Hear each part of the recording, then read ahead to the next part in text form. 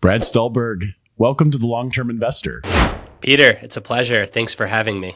So many of your books are so thought-provoking and so easy to digest. So many great examples. Your newest, Masters of Change, I feel like ties into so many important issues that I deal with in my everyday life, but that I also feel like I'm sometimes coaching clients through from an investment standpoint, or even more this holistic well-being standpoint. So I was hoping that we could start with the science of change, where you know that there has been somewhat of a shift in the academic community in how we should think about it in the last few decades. That's right.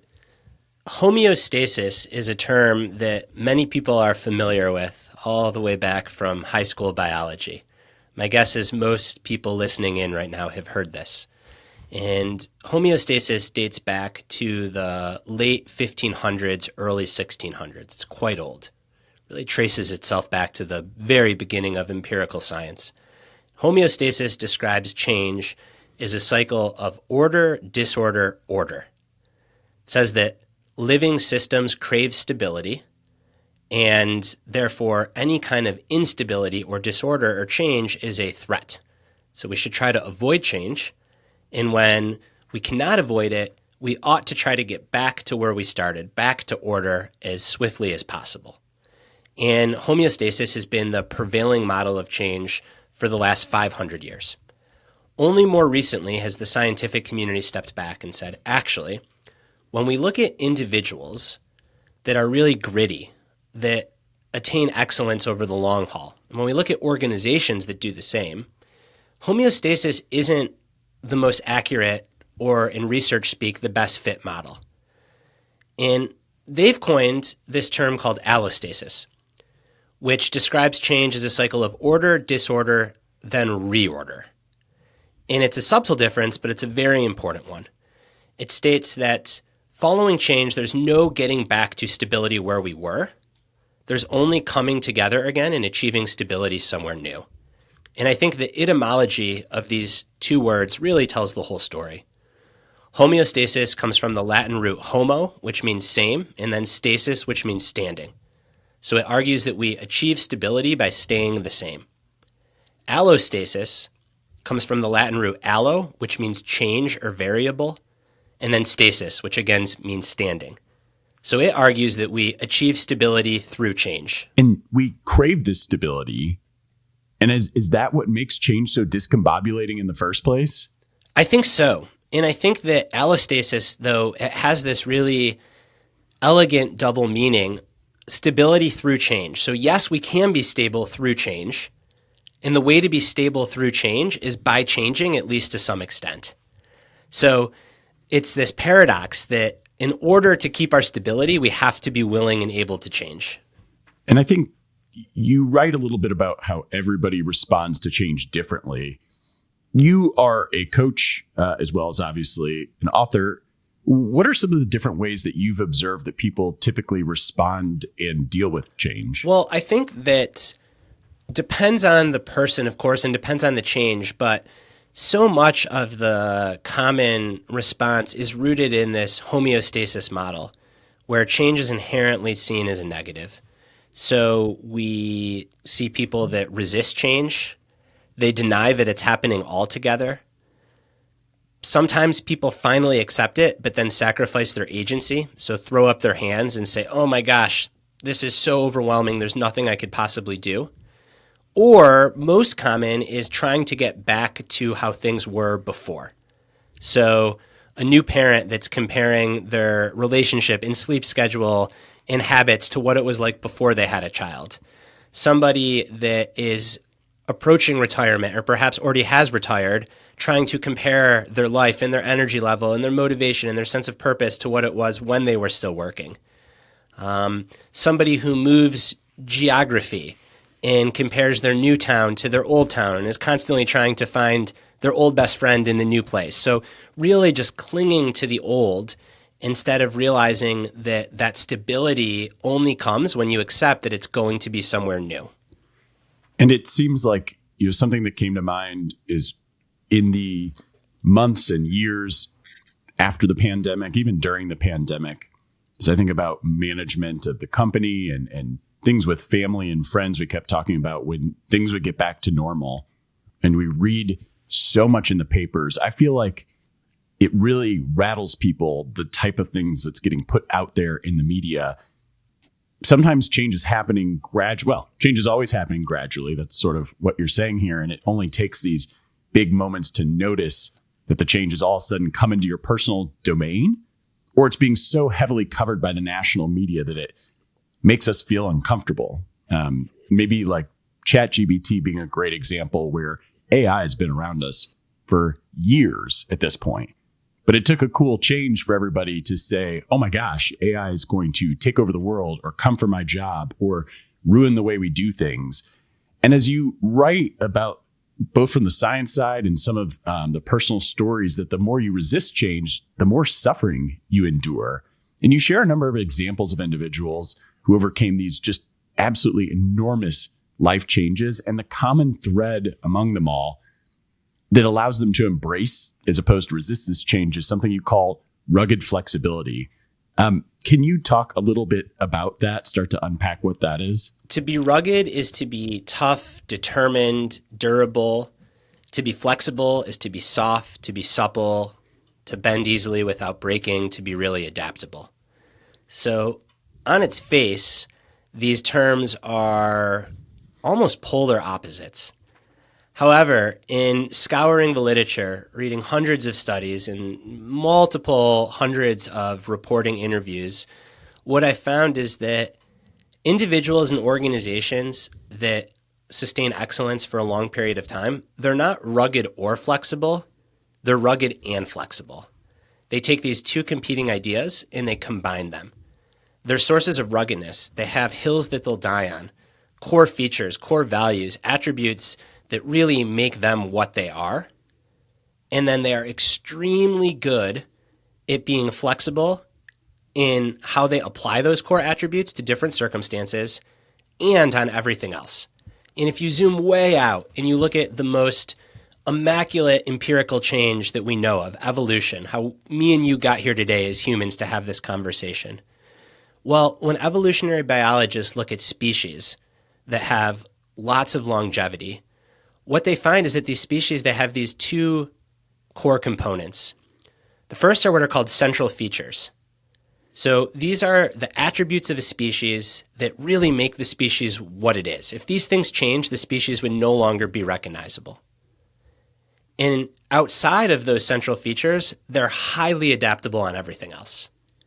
So they play these two polar extremes at the same time.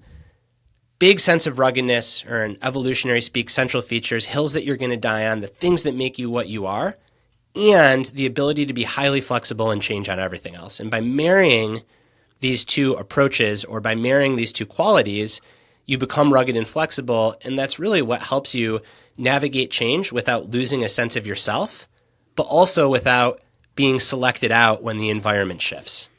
So let me ask you this. I mean, are there ways that people can work to define or even strengthen these core values? There are. And I think that it is really important and well worth considering to have your core values, to know them, to know how you can practice them. So someone that is new to this language, let me step back for that person. Core values are the attributes and characteristics and features that you aspire toward, and that when you're living in alignment with them, you feel good and you perform well. So example core values, things like presence, creativity, health, intellect, wisdom, teamwork, authenticity, family, love, spirituality, strength, so on and so forth. What the research shows is when you are aware of your core values and how to practice them, change becomes a little bit less scary and threatening. And I think this is because you always have your core values. The world around you can be crazy. Complexity can be rearing its head. The path forward can be uncertain. But if you know your core values, they almost become like heuristics to guide you into the unknown. Because you can always ask, well, what would the creative thing be to do in this situation? Or if a core value is health, how might I protect my health in this situation? Or if a core value is intellect, what might someone who prizes intellect do in this situation to move forward? So core values, they really represent your sources of ruggedness and stability. And if you don't know what your core values are, then yeah, when there's change, it can feel very discombobulating, like you're just losing a complete sense of who you are. But if you have these core values, again, they really become the ground on which you stand. But it is still normal for your core values to change over time, right? Yes, that is right. And yet it's your current core values that lead you to your new ones. So a metaphor that's commonly used with change is that of a river. The Greek philosopher Heraclitus famously said, "I cannot step into the same river twice." And what he meant by that is every time he steps into the river, he's a different person. In the river is a different river. Fast forward 2,000 years, Bruce Lee, be like water.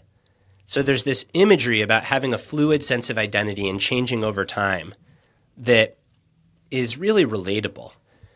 Yet, if you think about what makes a river, a big part of it is its bank, its boundaries. That's what guides where the water goes. If a river didn't have a bank, it would just be random water. So a river bank gives it direction. And when it comes to thinking about our identity over time and through change, our core values, that's our riverbank. That's what gives our identity direction over time. So yes, our core values can and often do change, but even then, it's acting in alignment and living in alignment with our old core values that ultimately lead us to our new ones. So, Brad, I'd had a conversation with a professor of psychology from UCLA, Hal Hirschfield, a few months ago, where we were talking about really how, your future self and your current self, in many ways, we think of each other as complete strangers, but it's these core values that do make you the same person. And a lot of what I picked up from the book was that, using pursuits that align with your core values can help shrink this big, overwhelming world we live in. Can you give some examples of that and why it's so important to focus on that point? Yeah, because otherwise it's just infinity, is my short answer. There are so many opportunities and so many things that can cause us to feel disoriented and fearful, particularly in this day and age where so much of the economy is just driven based on what we pay attention to. This is how you get the news cycle. Social media, if it bleeds, it leads, is essentially the name of the game for the entire internet. So it's very easy to get caught up in the whims of life if you don't have a strong sense of what your values are and how to practice them. But if you know your values and how to practice them, well, you can operate with some boundaries, I guess, around how you spend your time, energy, and attention. I think what makes this hard, Peter, is core values and whether or not you're practicing them. It's an internal scoreboard. And what I mean by this is we have all kinds of external scoreboards and dashboards. For your craft, it might be your performance in investing. For your client, it might be their net worth or the size of their house. For somebody in sport, it might be their record. For someone in a big corporation, it might be the dashboard that their performance is being measured against. That stuff's easier to measure, but it doesn't necessarily matter the most. I think we lost Peter. Well, I didn't hear almost anything that you said. I was nodding kindly, thinking that once you were done, I was going to say, hey, I didn't hear anything. So I know whatever you said is going to be say this time's even better. So you're all good. Another way to think about core values is they're akin to an internal dashboard. So we have all of these external dashboards in our life. Peter, in your line of work, it might be your performance against the market. For a client, it might be their net worth. For someone in a corporate setting, it might be their productivity on whatever product they're in charge of. So we're constantly measuring against these external dashboards, but I'd argue that what ultimately leads to fulfillment and truly sustainable excellence, not just doing well any given week, month, or year, but over the long haul, over a career, over a lifetime, is if you're living in alignment with your core values. So I think that they become this wonderful internal dashboard, and they're portable. You can take them with you wherever you go.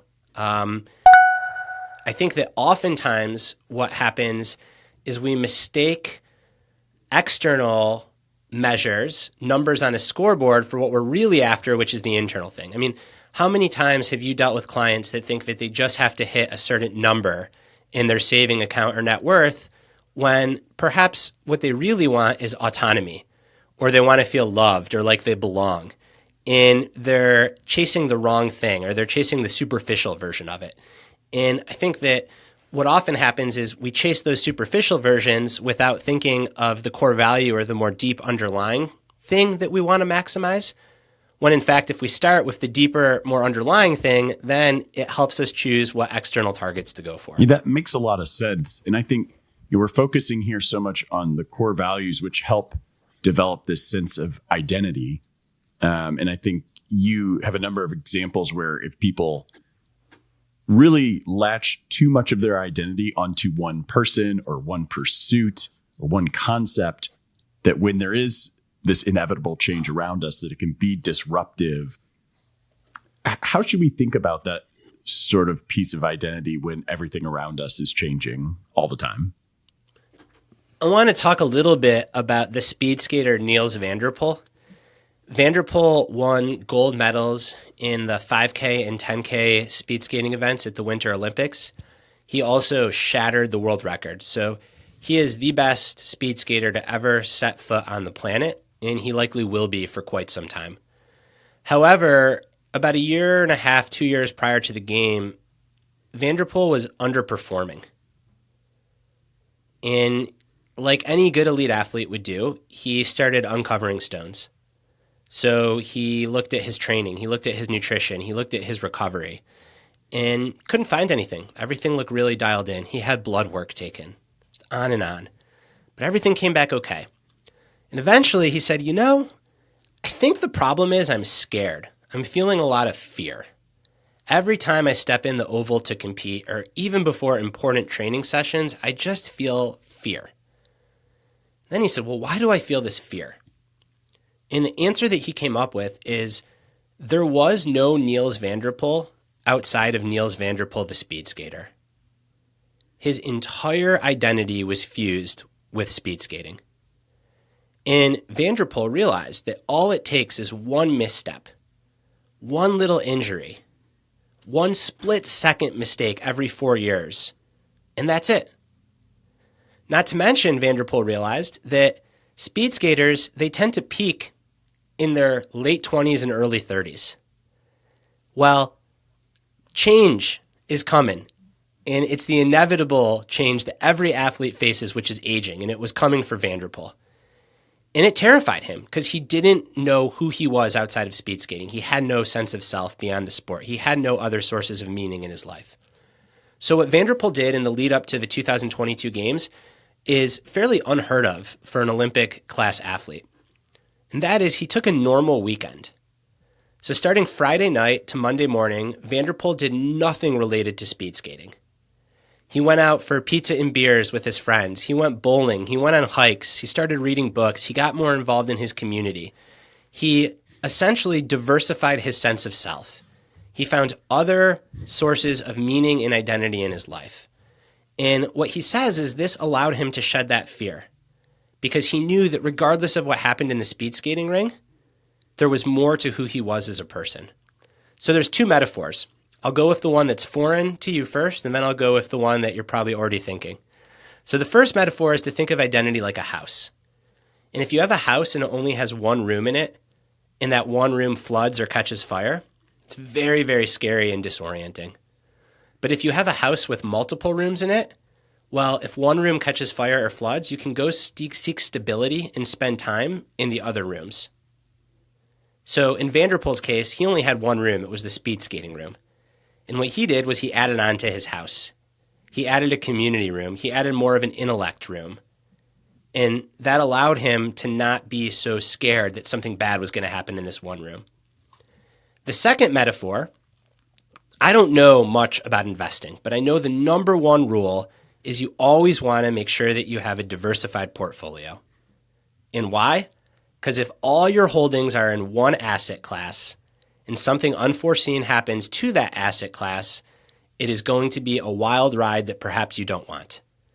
Whereas if you diversify your portfolio, you protect against change in any one asset class.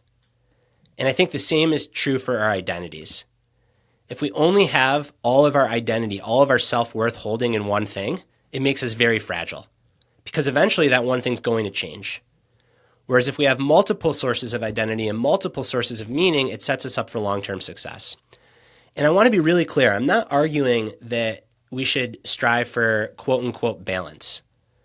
I've been doing this work for a very long time, and I've been so privileged to work with and report on people that are truly the best in the world at what they do.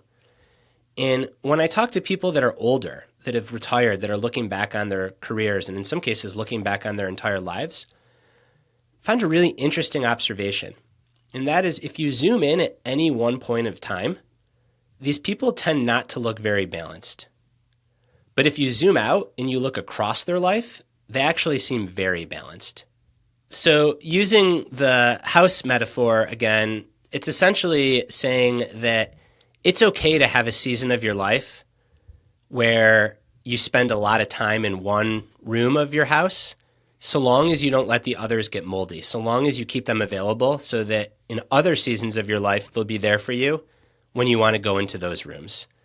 You want to diversify your sense of self to make you more gritty, more rugged and flexible amidst change, and have multiple rooms in your identity house, essentially.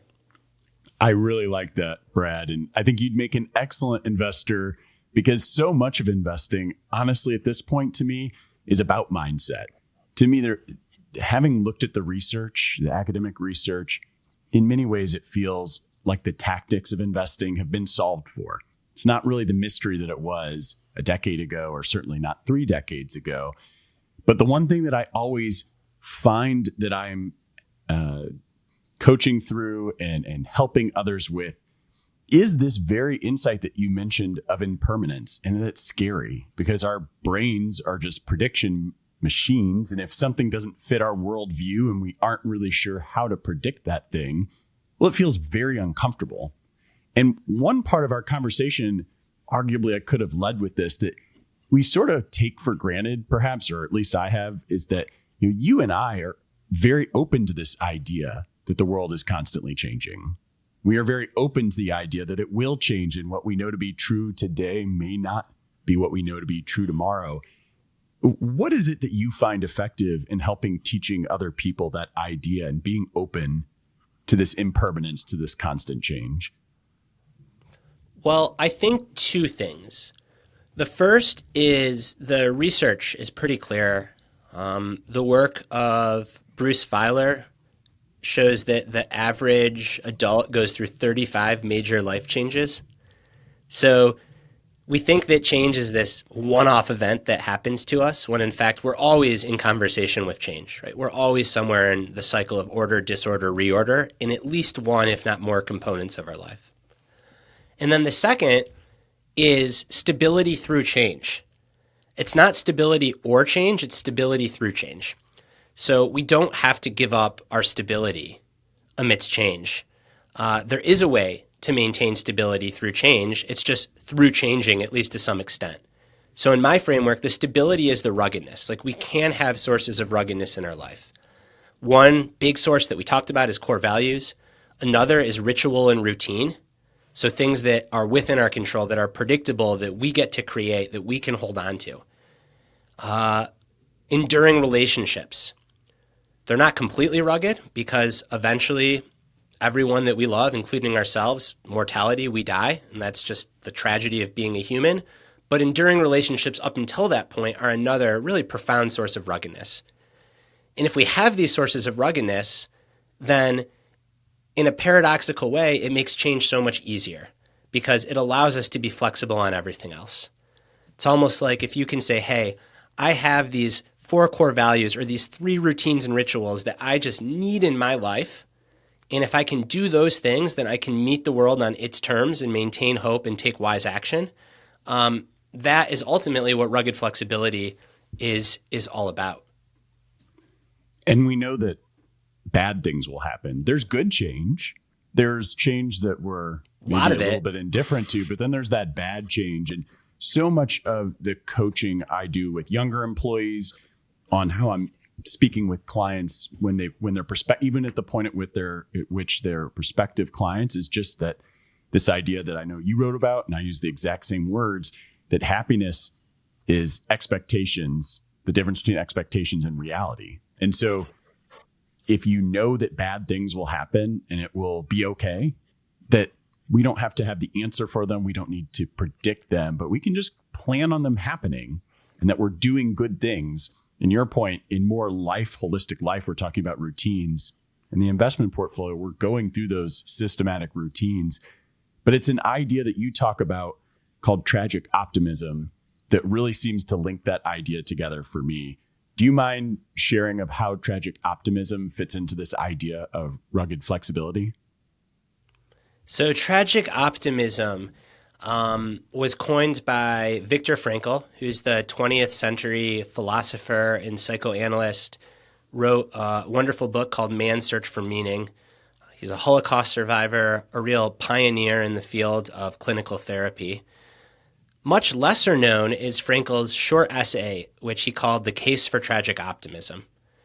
And in it, Frankl argues that even the most average human existence will have pain, suffering, and tragedy. He said there are 3 reasons for this. The first is that we're made of flesh and bone. Our bodies will hurt at some point. The second, we have these enormous prefrontal cortices in our brains, so we can make plans. And sometimes our plans don't work out, and that hurts. And the third is that everything that we love and that we want to hold on to forever will eventually change. As far as scientists know, we're the only species that is acutely aware of our own mortality. And Frankl says that those are real tragedies. There's no toxic positivity or being a Pollyanna associated with Viktor Frankl. And what Frankl argues is that the work of a mature adult is accepting and acknowledging those tragedies and maintaining hope and optimism nonetheless. And it's not tragedy or optimism, it's tragic optimism. In Buddhism, they talk about the 10,000 joys and the 10,000 sorrows, and you don't get one without the other. And I think in today's world, there's so much pressure to be happy all the time, or in some circles, to kind of be despairing and nihilistic all the time. And there's such a wide chasm in the middle, which is where the research shows that we all ought to exist, which is to acknowledge the very real pain and suffering and tragedy of being a human and to work to maintain our hope and optimism nonetheless. Because if we're going to have any chance at improving a broken world, we cannot become broken people. And I think that there's just too many extremes when it comes to change, right? There's either nihilism or Pollyanna. There's either pick yourself up by the bootstraps and full agency or complete structural everything, you have no control. And the truth is almost always somewhere in the middle. And that's what tragic optimism is all about. Well, and there's so much in this world that we can't control. An idea that's tangential to this is just the idea that all you can do is control yourself, control your own response or your own reaction, of which you point out are very different. So I'm kind of curious maybe explain the difference between responding versus reacting and how someone can put them in a better position to respond to things in a positive manner or in a productive manner. I guess it doesn't have to be positive. Right. Well, so many philosophers have said that our freedom lies in the space between stimulus and what we do about it. And that's where our humanity is. That's where our agency is. And when we're confronted with change, we can react or respond. And reacting is rash. It's instinctive. It's very hot. We often regret it. Responding is slower. It's more thoughtful. It's cold. It's discerning. And even if things don't go our way, we can sleep well at night knowing that we responded. However, millennia of evolution programmed us to be really reactive. For 99.9% of our species history, we were on the savannah, avoiding tigers, mountain lions, snakes everywhere. So when you're confronted with a snake at your foot, you want to be instinctive. You want to jump back and react. However, in the modern world, most of us aren't dodging snakes. And we'd benefit from responding when there's change, when there's stimulus, instead of reacting, from slowing things down, from gathering ourselves, from being thoughtful. So I think of reacting as following 2 Ps, which is we panic and then we pummel ahead. And I think when we respond, we follow 4 Ps. So we pause, we gather ourselves, we process what's happening, we make a plan, we separate, as you said, what we can control from what we cannot, and then only then do we proceed. Really, really insightful stuff, applicable. It's just so easy for me to draw tangents, draw parallels, I should say, to the world of investing, where that's so important.